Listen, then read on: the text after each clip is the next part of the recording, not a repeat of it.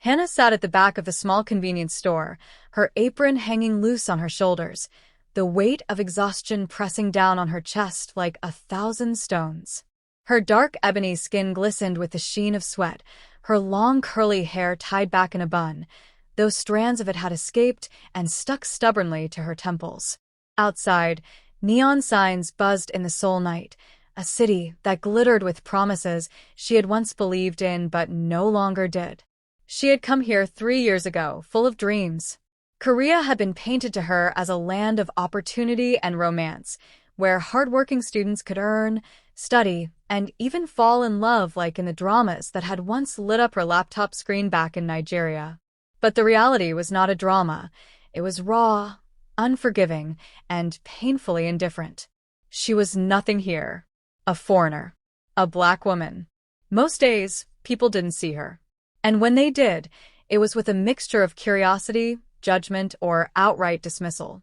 She had grown used to being snubbed, to the whispered comments she only half understood but knew weren't kind. And love? She gave a hollow laugh as she folded napkins for the counter. Love was a word she had begun to hate. She had tried. She really had. She had dated a few men in the past year, 3 to be exact. Each had started with a flicker of hope, and each had ended with disappointment. One had ghosted her after a month, another had told her his mother would never accept someone like her, and the last had broken her. She thought he had been different. He had held her hand in public, had told her he was serious about her. For weeks, she allowed herself to imagine a future. But then, he dropped the truth like a knife into her chest.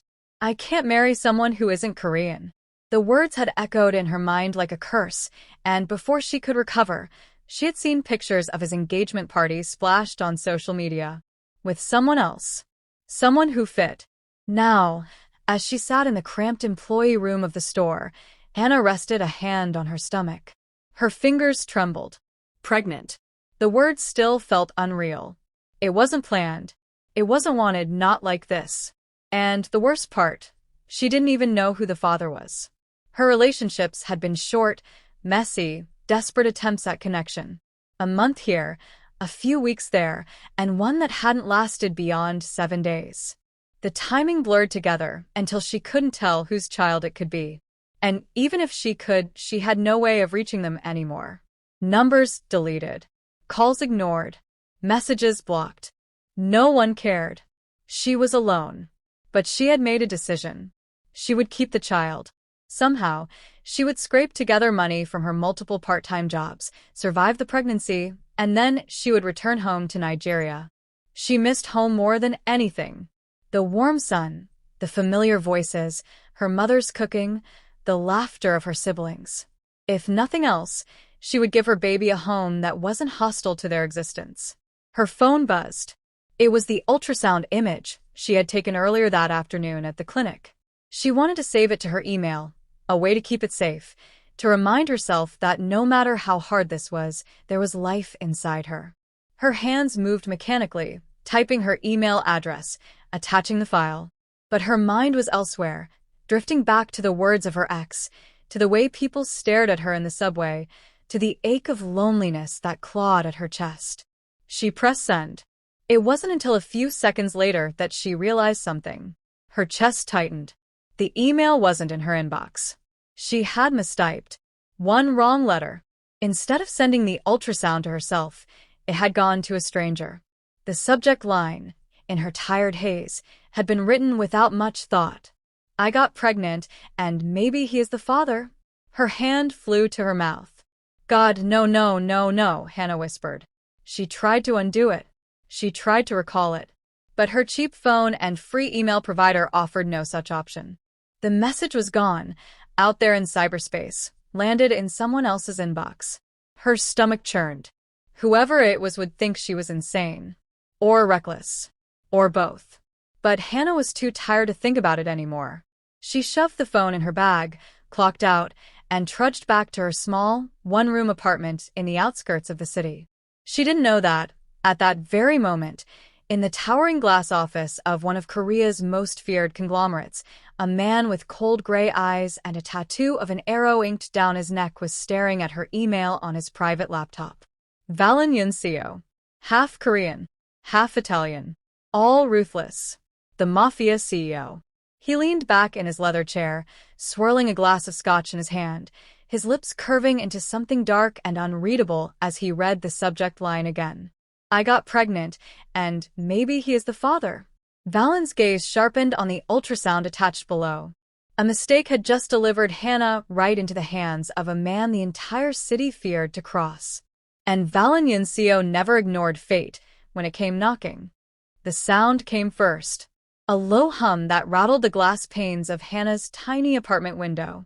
She frowned, rolling over on her futon, groggy and heavy from exhaustion. Her back ached, her ankles swollen from standing too long at work. She thought it was another construction project nearby. Seoul never seemed to sleep, and neither did its endless renovations. But then came the vibration. The walls trembled. The floor quivered beneath her. And then headlights. Dozens of them. Bright, blinding, spilling through her curtains in stark white beams. Hannah sat up, her heart thudding wildly in her chest. What is this?" she whispered. Car doors slammed shut. Not one. Not two. Too many. She stumbled to her window and pulled the curtain aside and gasped. The entire narrow street was blocked off. Black SUVs lined the pavement like armored beasts, their tinted windows reflecting nothing but menace. A helicopter hovered above, blades slicing the night sky, the downdraft whipping trash into frenzied circles on the ground. Men in dark suits poured out of the cars, moving with precision, their earpieces glinting, their expressions stone. And all of them, every single one, were headed toward her building. Her stomach clenched. She took a step back. No, no, no, no. A sharp knock thundered against her door, making her flinch so hard she nearly tripped. Hannah Chukwuma. The voice was deep, commanding, Korean but accented with something heavier, rougher. Her blood ran cold. No one in Korea called her by her full name. Open the door, the voice ordered. Now. Her mind spun. Police? Immigration officers? No, this was something else. Something worse. She clutched her stomach protectively. The baby. Another knock, harder this time, so forceful the wood creaked under the pressure. Hannah. The voice was calm, but laced with lethal authority. You sent me an email. Her lips parted, a strangled sound escaping her throat. The email. Oh God. She staggered back from the door, her chest heaving. She hadn't even written his name in it. She hadn't addressed anyone. But somehow, impossibly, it had reached him. Valin Yunseo. She had heard his name whispered before. Everyone had. In the streets, in hushed conversations. The kind of man no one spoke of too loudly. The kind of man whose empire was built on both business and blood. And now he was at her door. The knob turned. She hadn't locked it properly. The door swung open. And there he was. Tall. Broad-shouldered. Dark hair tousled in deliberate carelessness. Sharp gray eyes that missed nothing. A tattoo, an arrow, traced the line of his neck, disappearing beneath the collar of his black shirt.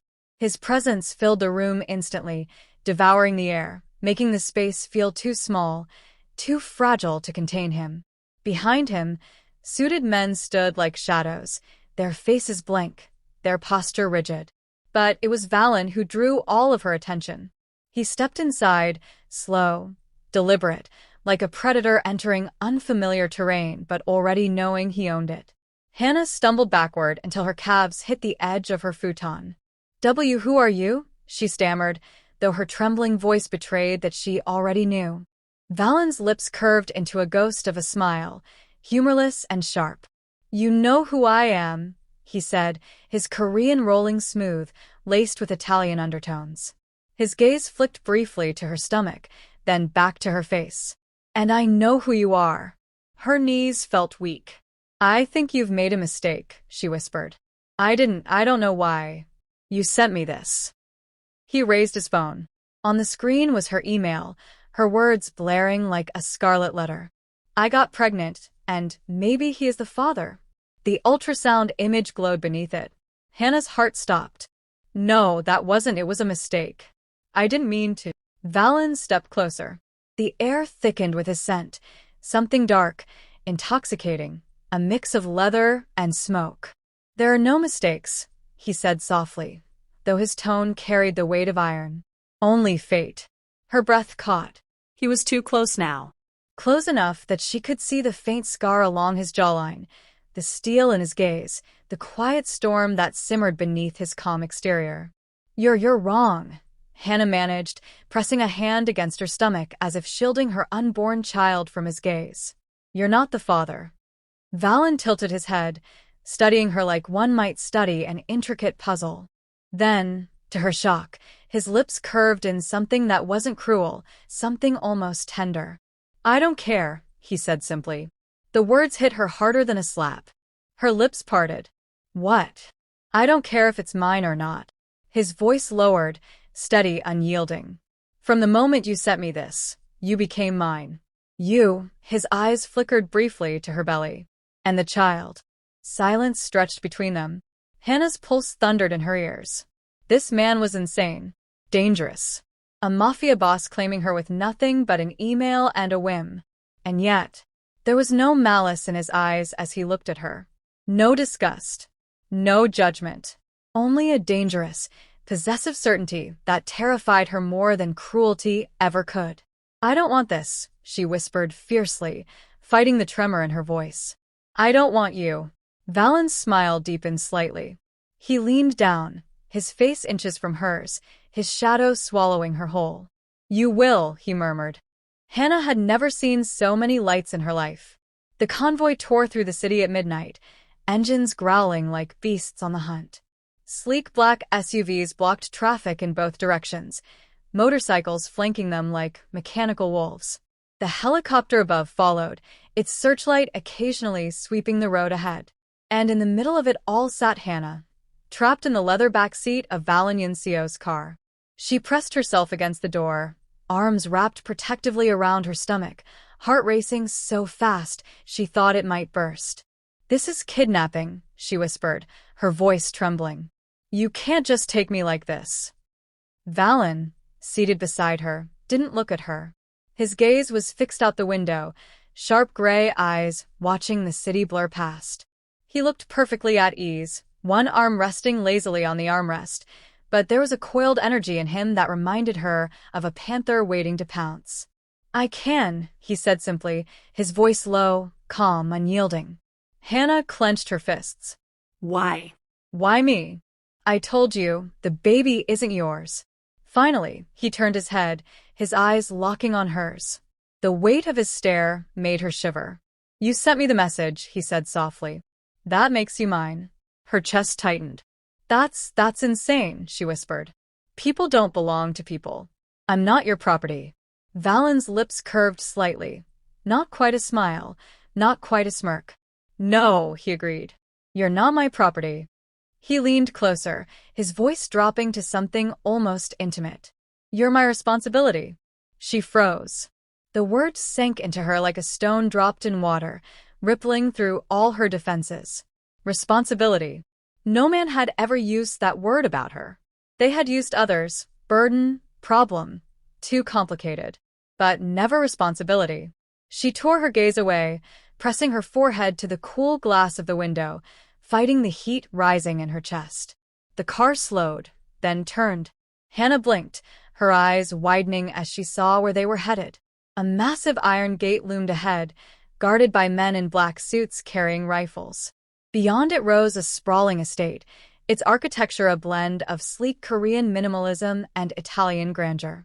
White marble columns, black-tiled roofs, sprawling gardens lit with golden lanterns. It was less a house, more a fortress. The gate opened without a word. The convoy rolled in. Hannah's mouth went dry.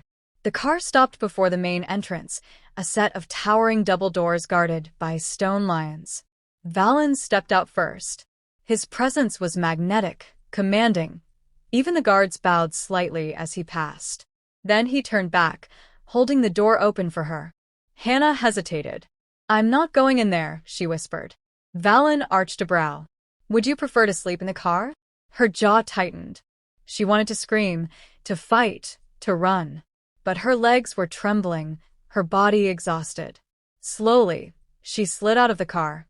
The night air was cool, scented with pine and something sharper, gun oil, she realized with a shiver. Valen placed a hand on the small of her back, guiding her forward.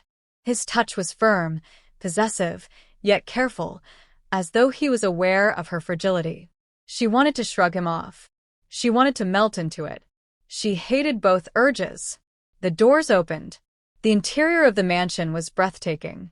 Crystal chandeliers glowed above polished marble floors. Paintings lined the walls, not just any paintings, but originals she recognized from art history books. A sweeping staircase spiraled upward like something out of a dream. But there was nothing dreamy about the atmosphere. Everywhere, men in suits stood guard. Their eyes flickered toward her with curiosity, suspicion, even hostility. She felt exposed, vulnerable, like prey dragged into a den of wolves. Valen ignored them all. He led her through the grand hall and into a private elevator, his hand still steady on her back. When the doors closed, silence wrapped around them. Hannah finally spoke. "Why are you doing this? Why me? Out of all the women in the world, why me?" Valen studied her for a long moment. His gray eyes softened, only slightly, but enough that it startled her. "Because," he said slowly, "you're not afraid to look me in the eye." Her lips parted. "That's it," she whispered. He leaned closer, so close she could feel the heat of him, smell the faint scent of smoke and spice on his skin. "That's enough," he murmured. Her breath caught. The elevator doors opened. Before she could respond, Valen stepped out, guiding her into what looked like a luxurious private suite. The room was larger than her entire apartment, a king-sized bed draped in silk sheets, a private balcony overlooking the city, a bathroom with marble and gold fixtures. "This will be your room," Valen said simply. Hannah turned to him, fury breaking through her fear. "No. "I'm not staying here. I want to go home." Valen's expression darkened slightly. He stepped closer, his shadow swallowing hers. "This is your home now," he said firmly. Her chest rose and fell rapidly, anger and terror warring inside her. "You can't keep me here like some prisoner," she spat. Valen's eyes flashed. He leaned down, his face inches from hers. "You're not my prisoner," he said softly, dangerously.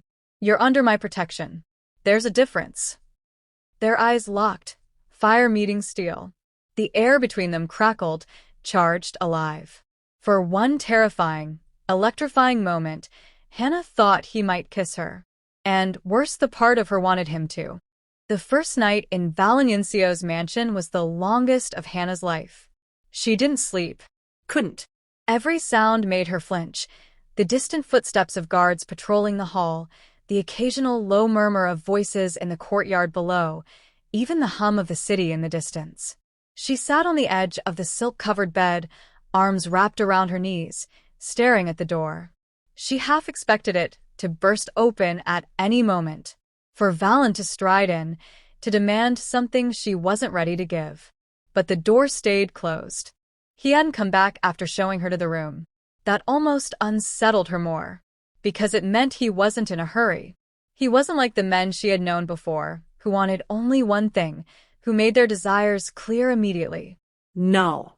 Valen was patient, calculating. He was the kind of man who set traps and then waited for his prey to step willingly into them. And the worst part?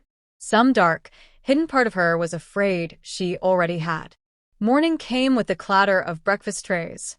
A maid entered, bowing her head low, her hands trembling slightly as she arranged an extravagant spread of food on the table: rice porridge, kimchi, grilled fish, fresh fruit, even delicate pastries. Hannah stared, stunned. She hadn't eaten this well in years. But her pride was stronger than her hunger. She folded her arms across her chest. "Take it back." The maid froze. "Miss, I don't want it." Hannah's voice hardened, even though her stomach betrayed her with a low growl. "I didn't ask to be here, and I won't eat his food." The maid hesitated, glancing nervously toward the door, then quickly gathered the plates and scurried out. Hannah exhaled shakily, pressing her hands to her face. It was a small act of defiance. but it was all she had. She tried to escape that afternoon.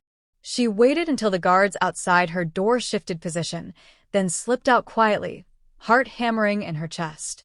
She padded barefoot down the corridor, pressing herself against the wall whenever she heard footsteps.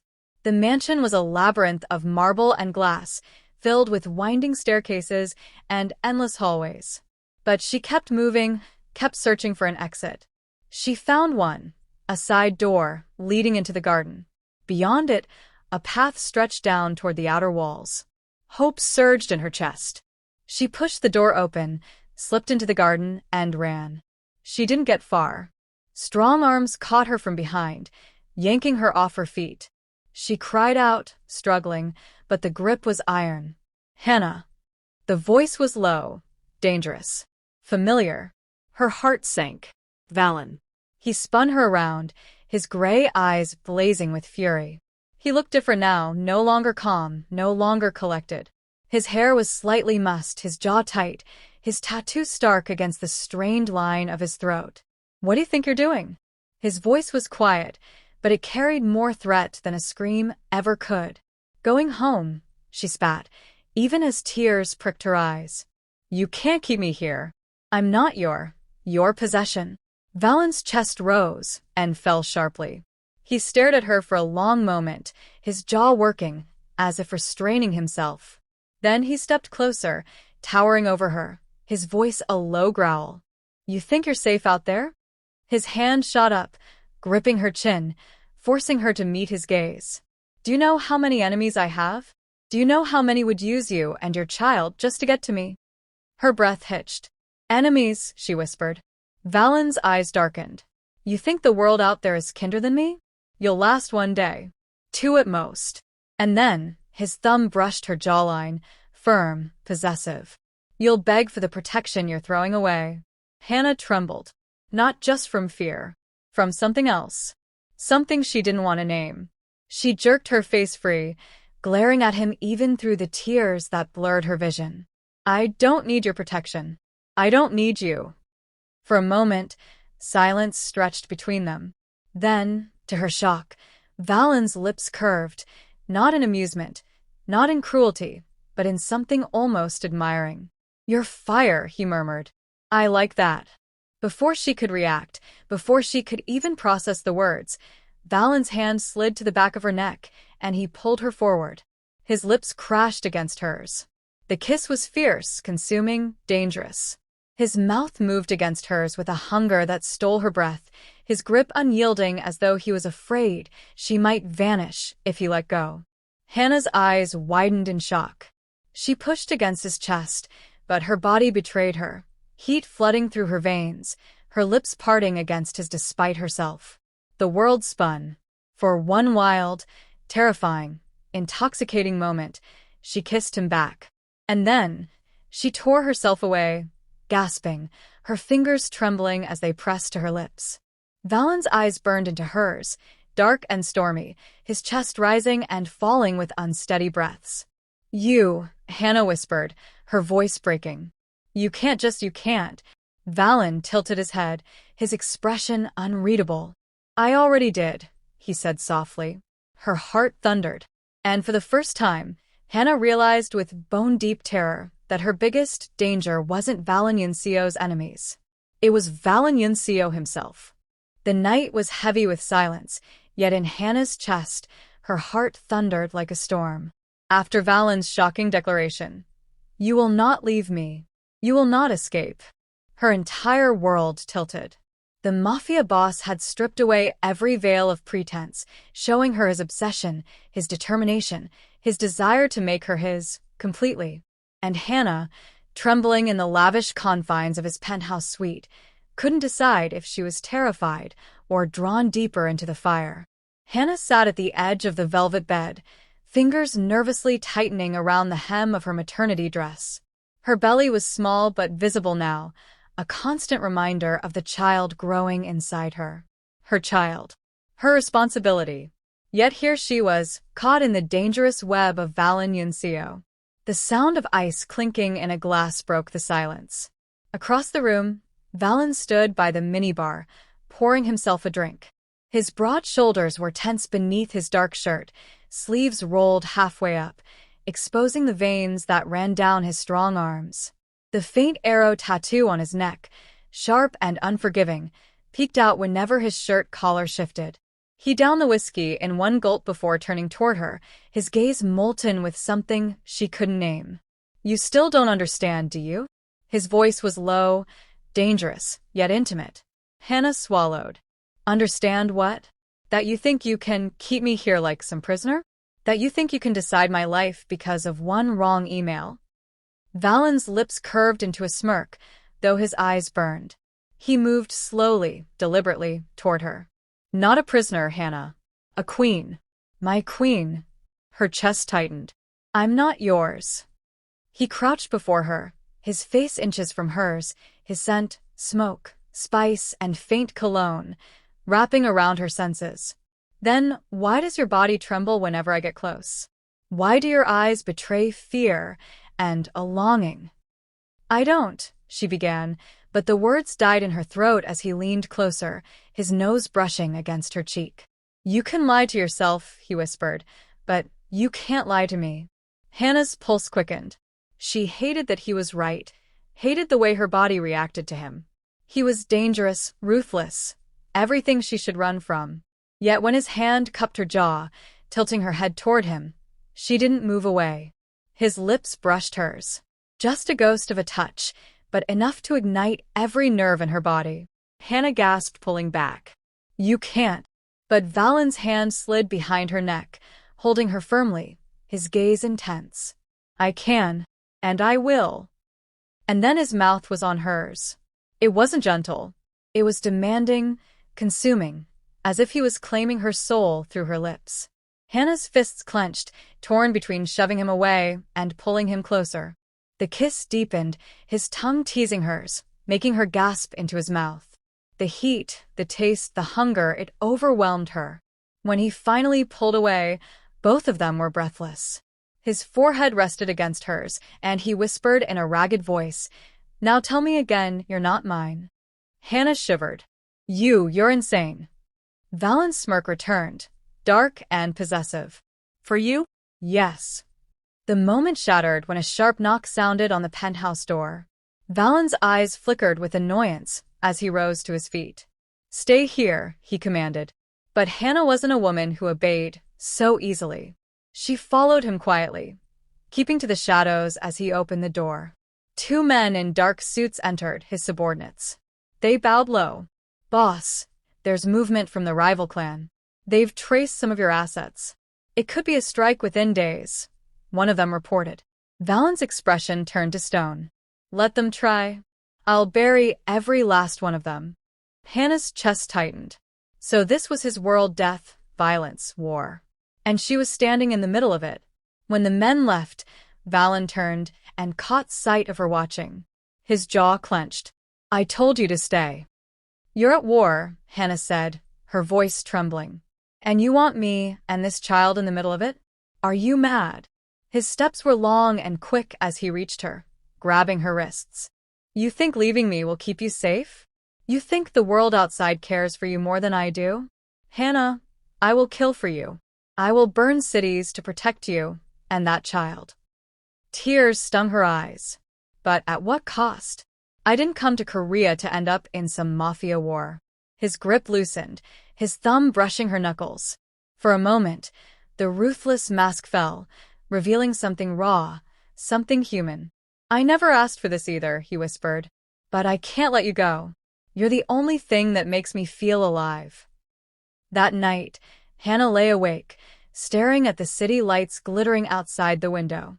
Her heart was torn in two, between fear of the life Valen offered and the undeniable pull toward him. As sleep tugged at her, she heard the faint sound of footsteps. Valen entered the room, shirtless, his muscular chest shadowed by moonlight. He stopped at the side of the bed, watching her. "Sleep," he said softly. "No one will touch you while I breathe." Hannah's throat tightened.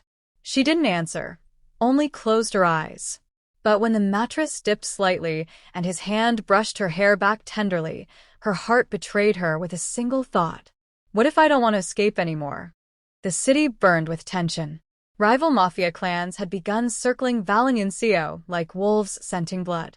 Hannah could feel it in the way the air thickened with every passing day, the way his men hovered outside their doors, the way helicopters cut through the night sky like shadows of death. Yet in the middle of the storm, there was a strange calm inside her heart.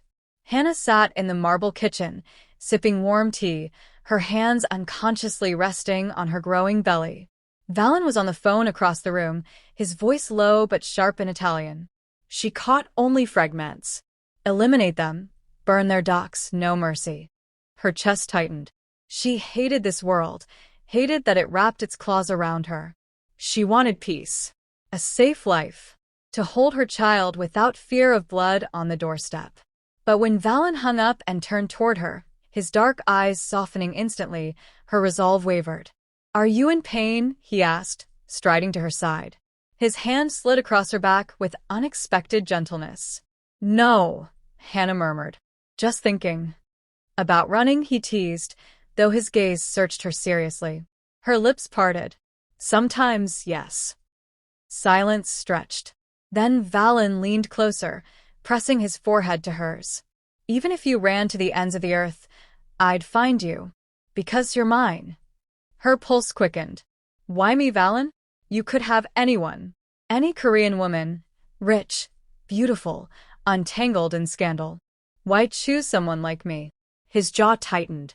"Because they all look at me with fear or hunger. You looked at me with fire. From the moment I saw your email, I knew I wanted to destroy or protect you. And I chose protection." That evening, the war came to their doorstep. Explosions echoed in the distance, and gunfire crackled like a storm. Hannah clutched Valen's arm as alarms blared in the building. "They're here," one of his men shouted. Valen pulled Hannah against him. "Stay behind me. Do not move until I tell you." But Valen. No, his eyes burned with command. "You are not losing me tonight. And I am not losing you." The penthouse erupted into chaos. Men in black clashed with Valen's guards, bullets slicing the air. Hannah ducked, covering her stomach with trembling hands. She watched Valen move like a storm himself, ruthless and unshaken, a gun in one hand, a blade in the other. When the dust settled, bodies lay on the marble floor. Valen, bloodied but alive, strode to her and gripped her shoulders. "Are you hurt?" "No," she whispered, tears brimming. "But you." His lip was cut, his arm grazed, but his eyes burned with relief. "Good. As long as you're safe, I don't care." And before she could stop herself, Hannah's lips pressed to his, desperate, terrified, alive. It was a kiss born of survival and fear, of passion and surrender. His arms crushed her to him, and for the first time, she didn't pull away. Days later, the war ended with Valen's brutal victory. The rival clan's leaders were dead. Souls underground whispered his name with dread. But in his penthouse, there was only silence, peace, and the sound of Hannah's breath. They sat together on the balcony, city lights shimmering like fallen stars. "Valen," Hannah said quietly, her fingers laced on her lap, "I don't know if this is love or madness. You terrify me, but you also make me feel like I exist, like I matter." His hand closed over hers. "You matter more than my empire, more than blood." "Hannah, I never thought I could love. I was raised to kill, to rule, to crush. But with you," he paused, his throat tight, "I want to live." Her eyes watered. "And the baby?" Valen turned, cupping her face, his voice trembling for the first time. "Your baby is my child now. I don't care whose blood runs through his veins. He will carry my name, my protection, my love. No one will ever call him fatherless." Tears spilled down Hannah's cheeks. She leaned forward, pressing her lips to his again, this time not with fear but with choice. Months later, the hospital room was filled with quiet cries. Hannah, drenched in sweat, cradled a newborn wrapped in soft blankets. The baby's tiny fists waved, his skin warm and delicate against her chest. Valen stood by the bed, eyes wet, his tough facade crumbling as he gazed at them. He's perfect. Hannah smiled weakly. He's ours. The Mafia boss, feared across nations, sank to his knees beside the bed, kissing her hand over and over. Thank you. For him. For you. For staying. Hannah cupped his cheek. Don't thank me, Valen. Just promise me no more wars. No more blood if you can help it. Let's build a life that's ours, not theirs. His gaze burned with devotion. I swear it. For you. For him. He leaned over, kissing her deeply, sealing their vow. Years later, Hannah walked through a sunlit garden in Italy, her son running ahead, laughter ringing. Behind her, strong arms wrapped around her waist. Valen kissed her temple. Still think you should have run? Hannah smiled softly, resting her head against him. No. I think I finally found home. And though the world still whispered of Valen, the ruthless Mafia lord, Hannah knew the truth. He was no longer just a king of shadows. He was hers, and she was his forever.